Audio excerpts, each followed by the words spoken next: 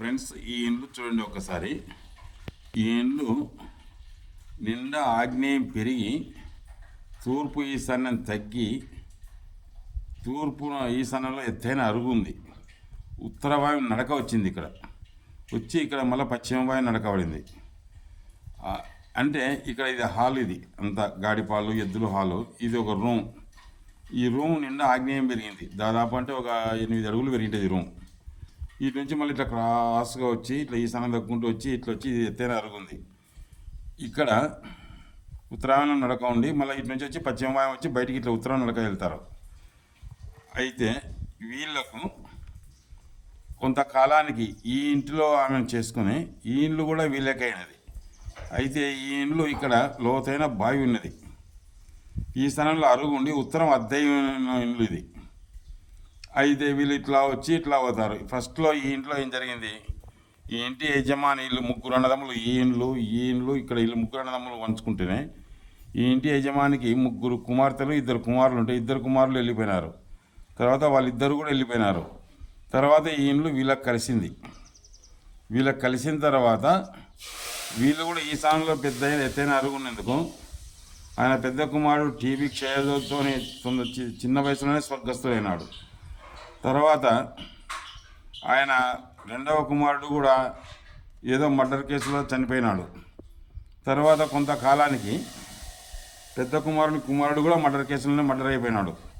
ఇక చూడండి ఫ్రెండ్స్, ఇవల్ల ఇది ఈ స్థానంలో ఉత్తరం, ఇది దక్షిణం, ఇది నైరుతి, ఇది ఆగ్నేయం పెరిగిన స్థలం. ఈశాన్యం తగ్గుతూ వచ్చింది. మళ్ళీ వచ్చి వాయువుల్లో తీసుకున్నారు వాళ్ళ ఇల్లు. వాస్తవిమానాల 1వ నంబర్ ఇల్లు చూడండి.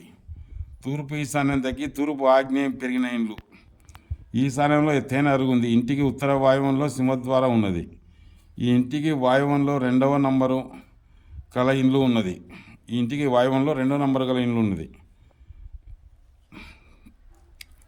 ఆ ఇంటికి పశ్చిమ నైరుతిలో లోతైన బావి ఇంటిని ఆనుకొని ఉన్నది. దీని ఫలితంగా ఆ యజమానికి 3 కూతుర్లు 2 కుమారులు ఉన్నారు. అయితే ఈశాన్యంలో ఒక అరుగున్నది. నైరుతిలో బావి ఫలితంగా ఆయన 2 కుమారులు చిన్న వయసులోనే మరణించినారు. ఆ తర్వాత ఆయన భార్య కూడా క్షయరోగంతోనే మరణించినారు. ఆ తర్వాత ఆగ్నేయంలో ఉన్న 1వ నంబరు వారు ఇంటికి వారి కొడుకులకు 1వ కుమార్తెను 3వ కుమార్తెను ఇచ్చి వివాహం చేసినారు. 2వ కూతురు వేరే ఊరికి ఇచ్చినారు. ఆమె బాగానే ఉంది.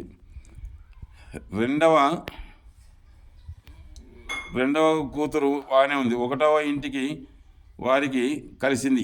ఈ 2వ ఇండ్లలో కలిసి 1వ ఇంటి వారికి కలిసింది. అయితే 1వ ఇండ్లు ఆగ్నేయంలో ఉంది, 2వ ఇండ్లు వాయువంలో ఉంది. అంటే వారు వాయువం ఆగ్నేయ నడకలు వచ్చినాయి. విశేషంగా నష్టపోయినారు.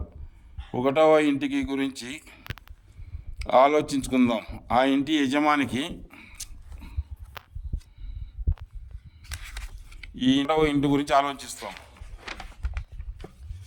ఆ ఇంటి యజమానికి 2 కుమార్తెలు 5 మంది కూతుర్లు. అయితే 2వ కూతురు పెళ్ళైన తర్వాత కొద్ది రోజుల్లోనే స్వర్గస్థురాలని మరణించింది. తర్వాత 3వ కూతురు నుంచి ఆయనకే వివాహం చేసినారు. ఆమె 3 పిల్లలైన వెంటనే మరణించింది. అయితే ఆయన కూతుర్లు 2 చిన్న వయసులోనే మరణించినారు.